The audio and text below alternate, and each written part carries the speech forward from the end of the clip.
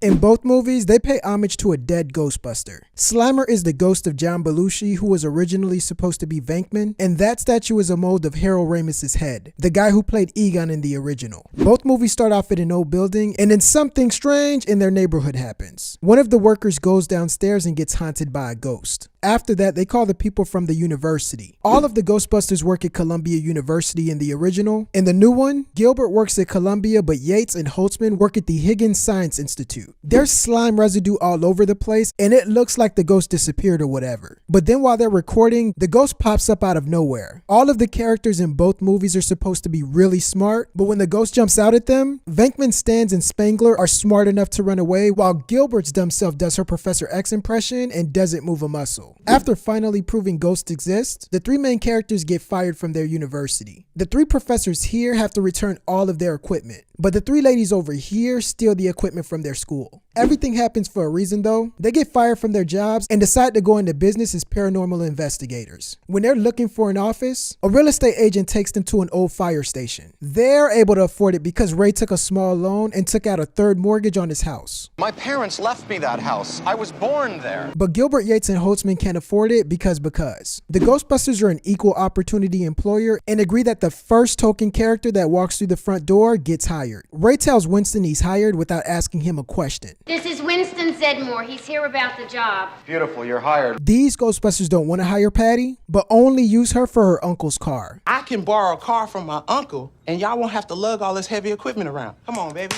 You need Patty. Patty come with benefits. You need me. To get their word out about their business, Venkman and the guys make a commercial for TV, and everyone thinks they're a joke because no one believes ghosts exist. These Ghostbusters are a joke because they only put up posters. After they spend their last dime on the commercial, new equipment, and rent, the Ghostbusters spend the rest of their petty cash on Chinese food. This magnificent feast here represents the last of the petty cash. Right before they're about to run out of money, a manager calls them because his business is being haunted by a green ghost. They see the green ghost, but it gets away, goes through a wall, and enters another room. Ray has everyone exit the room so nobody gets hurt. Okay, sir, if you and your staff could please wait out here, we'll take care of everything.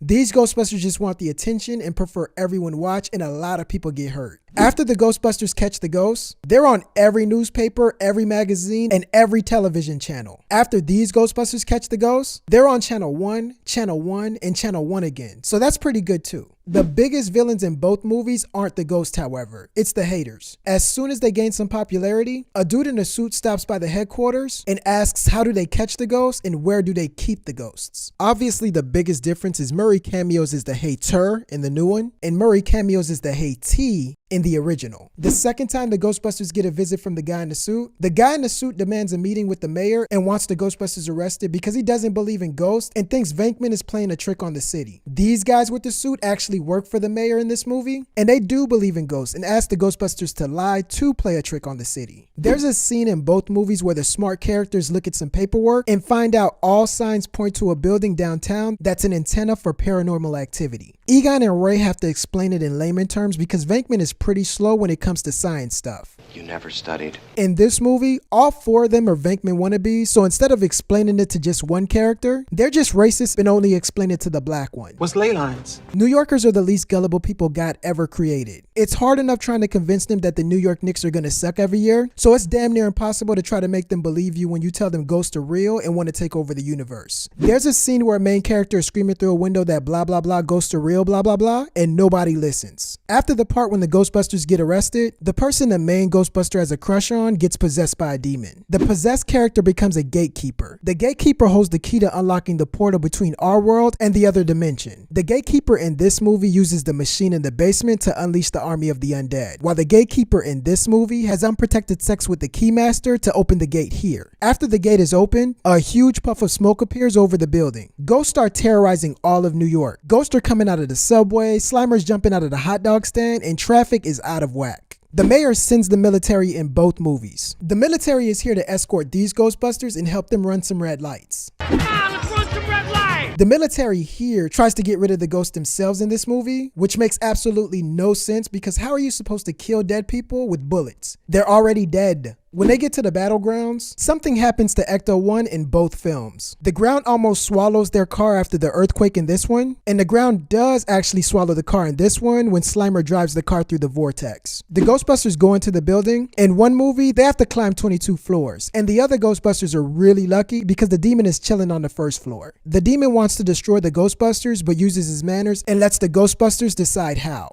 Choose the form of the destructor. What form would you prefer I take?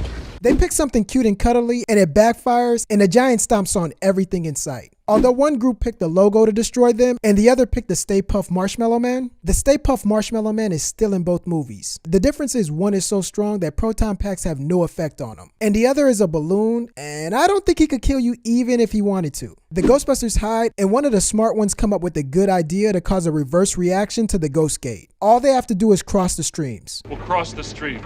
We gotta cross the streams. Good freaking idea, Egon, because the plan works and all of them survive. In the 2016 version, the plan didn't work because they didn't want to copy off of the original. Before crossing the streams, the main character tells the chubby one, See you on the other side, Ray. this never happens because the first plan worked and they didn't die. In this movie, the main Ghostbuster literally sees the chubby one on the other side after they jump through the portal. After the gate is destroyed, a cloud of smoke appears over the building again, and everything is over. The 2016 version city is repaired good as new, but in the 1984 version, New York's damages cost the city millions, and that's why the Ghostbusters got sued between parts 1 and the 1989 sequel. As a result of going through the portal, Gilbert and Yates' hair turns white. Everyone's hair is white in the original because of the debris from the Marshmallow Man. And those are 24 reasons these movies are different, so truth or dare, like and share, leave a comment under there. If you don't, that's not fair. This thing took a week to prepare.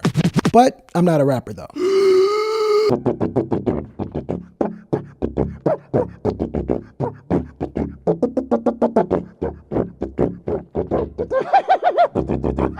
Best elevator music I've ever heard.